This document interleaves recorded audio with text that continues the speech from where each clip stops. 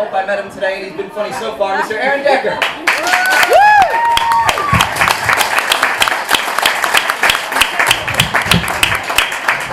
Thank you very much.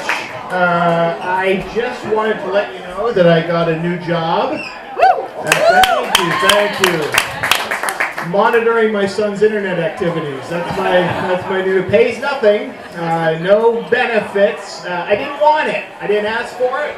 Didn't campaign for it. His mom didn't want to do it. Any moms of any teenage boys in this room right now? Yeah, you don't want to see your teenage son's internet activities, you know? I get that. Like, I don't want to see my daughter's diary. That I have no interest in that. But am I really the right choice for this job?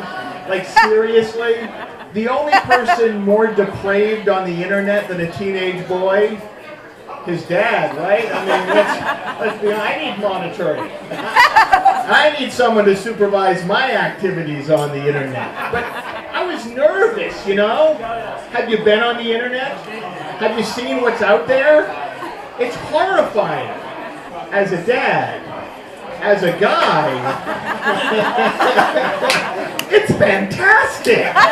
It's like the best thing ever. It's every teenage dream come true. I mean, when I was growing up, I had to work hard to get pornography, you know? You had to case the convenience stores. You had to find a cashier that was sympathetic to your plight, but now it's like instant, anytime, anywhere, and I was going to have to check out his internet activity, and I procrastinated for weeks until his mother was like, listen, be responsible, you're his dad, check it out. So I did, last weekend. Several hours I spent looking through his internet activity. I mean, I had no idea what he was looking at, and do you ever have a situation where you worried about a lot of stuff and it turned out to be nothing? Has that ever happened to you? That happened here. I had nothing to worry about. Everything was fine. It turns out that my son has excellent pornography. He has, it's top notch. I mean, the variety was remarkable. I bookmarked almost all of it. And I've been slowly combing through all these pages on my own. Ironically, my son's become my internet porn dealer. He knows where to find the good stuff. My dad told me when I was young, if you love what you do, you'll never work a day in your life. And I'm here to tell you, this is not work. I am absolutely loving my new job. Not only my dad, I'm an uncle. I'm also an uncle. I have 20 nieces and nephews. That's a lot. I know. It takes months to be a dad. It takes seconds to be an uncle. It doesn't take anything. You can have 3 on Monday, 12 on Friday. I mean, it's remarkable. And I don't know whose kid goes with who. I have no idea. But as a dad, do you have any dads here today? Yes, you have responsibilities, right? You have to nurture your kids. You have to support your kids. My responsibilities as an uncle? Nothing. I don't have any response. I don't have to be there for them. I don't have to set a good example. I don't have to be a good role model. Nothing. I just have to show up periodically during the year. Introduce myself to all 20 of these little kids. But my sister has 3 little boys. Their ages are, I don't know how old they are actually. They're about this tall and they can't read. Question. What do parents do around little kids who can't read if you don't want them to know what's going on? They spell everything. Right. Have you seen these crazy people? Have you met them? Everything. It's insane. You can't have a conversation with my sister. You can't talk to her. You can have a spelling bee competition with her. That you can do, but you can't talk to her. And you know what I discovered?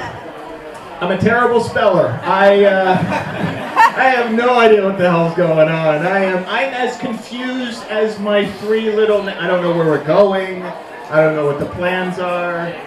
Nothing. I recently celebrated my birthday. No.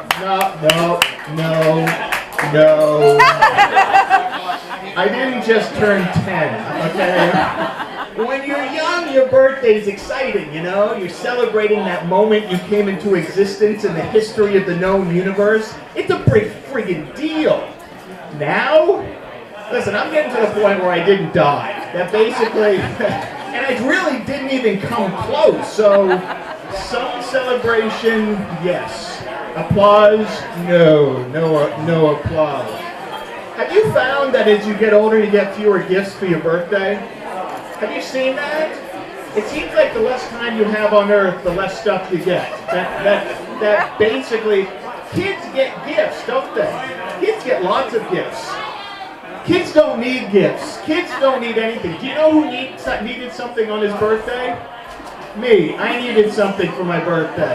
Car payments, mortgage payments, health insurance. I was really hoping for some health insurance. Didn't happen.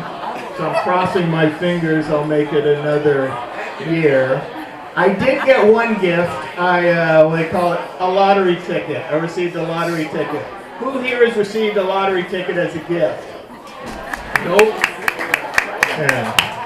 Nothing tells you I could not care any less about you than receiving a lottery ticket as a gift. Because right, they took cash, they crumpled it up in their hand, they set it on fire, and they threw it in the trash. That's what they did. And I objected to this being categorized as a gift. And everyone in my family was like, no, you could win. You could. You won't. I didn't. I checked the odds of winning that lottery. 1 in 282 million. Those are the odds. That's how little this person cared about me. I had a 1 in 282 million chance that useless piece of paper was going to turn into a gift. They could have just got me a gift. I would have had a 100% chance of receiving a gift. But hypothetically, what if you do win the lottery with a ticket you got as a gift? What is the rule? What do you have to do with the winnings? At least in my selfish family. What do you got to do with it? Got to share it, right? So at best, I received a potential debt as a birthday gift this year. Any people married here? Any married couples? Woo! I love being married. I do. I love my wife.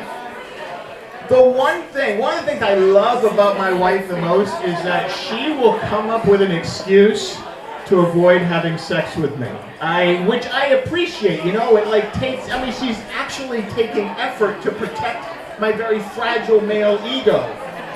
Am I right, guys? We do not handle rejection well, do we? It really is one of those things that she comes up with these excuses. And it's not that women don't enjoy sex. I found that in my limited experience with women, women do enjoy sex. Ladies, do you enjoy sex? Oh, come on. Seriously? Come on, louder. Do you enjoy sex? Yes! I knew it!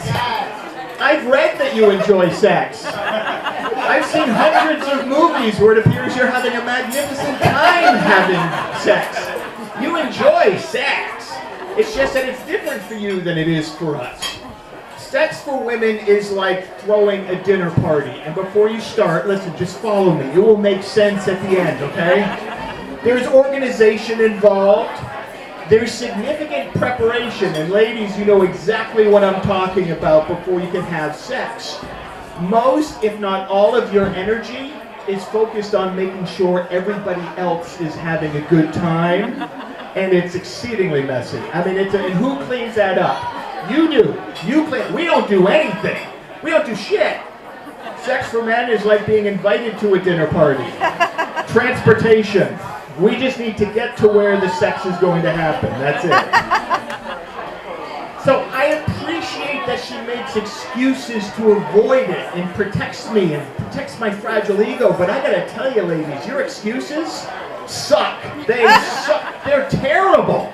Do they stop us from hounding you for sex? No. We keep pestering you. So I would like to take this opportunity real quick to review some of the more popular excuses that I've heard to avoid sex. I have a headache. How many ladies here have used I have a headache excuse? Yeah, one woman. I don't care if you have a headache, ladies. Your head does not need to be involved in this particular process. It's nice. I enjoy it. It's very pleasurable. But I'm aiming for a different part entirely than your head. I don't feel well. I have a cold. We'll risk it. We will risk exposing ourselves to any contagious illness if it means we're going to have sex. But what is the most popular excuse that a woman uses to avoid having sex? I'm what? I'm tired, right. I'm quick. I am embarrassingly fast. Perfect man to have sex with if you just want to get it over with. And frankly, ladies, you're really overestimating the importance of you being fully conscious through the whole process. We're willing to accept various levels of semi-consciousness in order to have sex. I'll finish with this. My wife did come up with the perfect excuse to avoid having sex, and should I share? I don't know. Do you want to hear it? Do you? Really? Okay. It's a little embarrassing. I don't think she made it up. I think it was real. Her excuse was yeast infection. That was yeah, no, it's gross. I don't really know what that is. All I know, ladies, is if you use that, you will not hear from us for 5 to 7 days. Thank you very much.